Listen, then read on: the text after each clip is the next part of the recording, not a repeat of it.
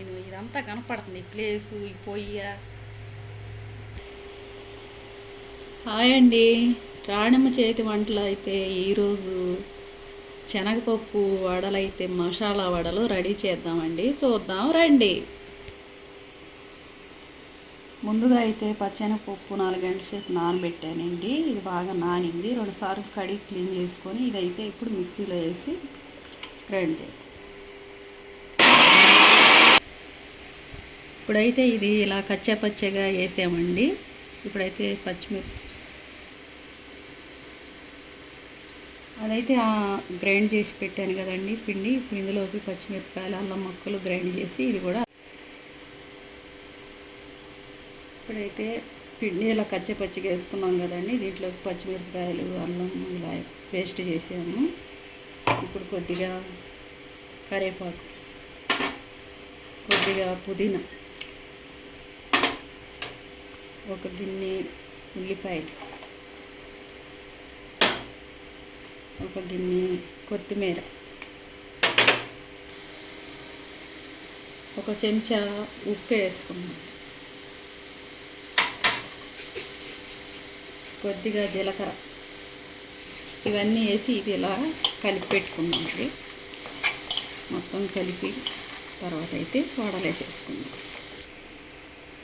పిండి అంతా మొత్తం కలిసేలాగా ఇలాగైతే కలిపి పెట్టుకున్నామండి. ఇప్పుడైతే ఇక బాండీ పెట్టేసుకున్నాం. స్టవ్ అయితే ఆన్ చేసుకున్నామండి. బాండీ పెట్టేసుకున్నాను. బాండీ అయితే పెట్టేసాం కదండి. ఇప్పుడు ఆయిల్ పోసేసుకున్నాం. కొంచెం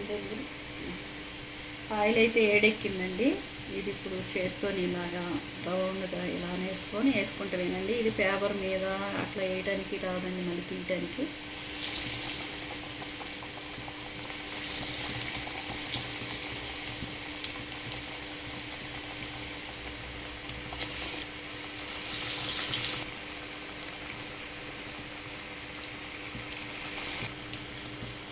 అయితే ఇప్పుడు ఇలా కాలేయండి. ఇప్పుడు ఈ బాగా కాలిన దాకా తిప్పకూడదండి, విరిగిపోతాయి. ఇట్లా కాలిన తర్వాత ఒక్కోటి ఇలాగా తిరిగేసుకోవాలి.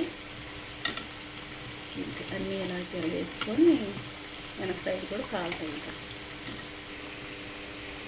ఇలాగైతే గోల్డెన్ కలర్లో బాగా కాలియండి. ఇట్లాగే కాలేదాకా తీయాలి, లేకపోతే కొంచెం పచ్చిగా ఉంటాయండి. ఇట్లా రంగు వచ్చిన తర్వాతే తీయాలి.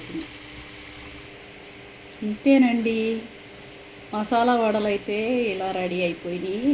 ఇవన్నీ ఇది మీకు నచ్చినట్టయితే ఓసారి ట్రై చేసి చూడండి, లైక్ చేయండి. ఇలాగైతే పూర్తిగా ఉడికినాయండి. ఈ వడలతోనూ మనకి కర్రీ కూడా చేసుకోవచ్చండి. ఈ కర్రీని నేను నెక్స్ట్ వీడియోలో రెడీ చేసి పెడతాను. ఇదే వడలతోటి కొన్ని తీసి కర్రీ చేస్తానండి. నెక్స్ట్ వీడియోలో పెడతాను, చూడండి.